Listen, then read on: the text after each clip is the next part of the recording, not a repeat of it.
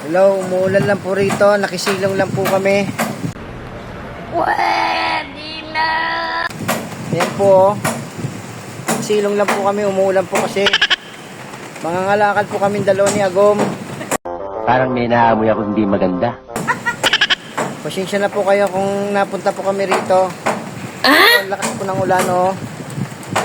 Mangangalakal lang po. Wala po kaming balak pumunta ng Real. Wala po kaming nakuhang kalakal sa Bugarin. Sabi ni Agom, punta kaya tayo doon sa may papuntang Real. Kaya nga po kami may dala nito, oh. Oh my God! Wow! Hindi po kami nakapag-prepare. Pasensya na po kayo, yung mga kasama natin dyan sa shop. Karinderya, sa tindahan. Pasensya na po, wala po kaming balak ni Agom talaga pumunta rito ng Real. Damn! Napadala po kami, napasilong lang po kami rito sa cottage nito. Agom, di ba Agom? Agom! Lansilong lang tayo. Pasilong lang, malakas ang ulan. Malakas. Ito ang ulan yan po, oh. Ulan po, oh.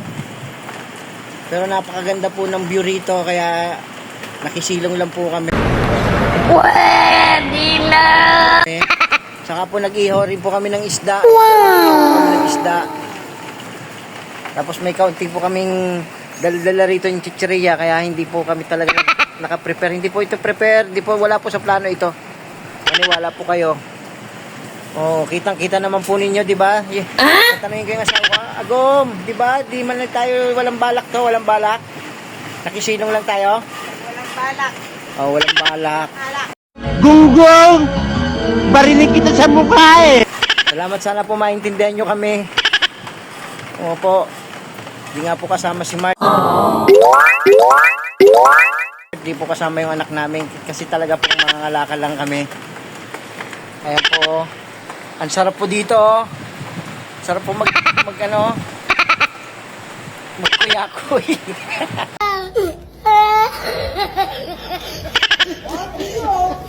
Oh my God!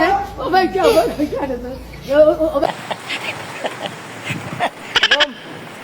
Matarap mo. Kahit sa maiksing oras, natakasan namin yung mga stress. Kung maintindihan nyo, wala po talaga sa plano ito.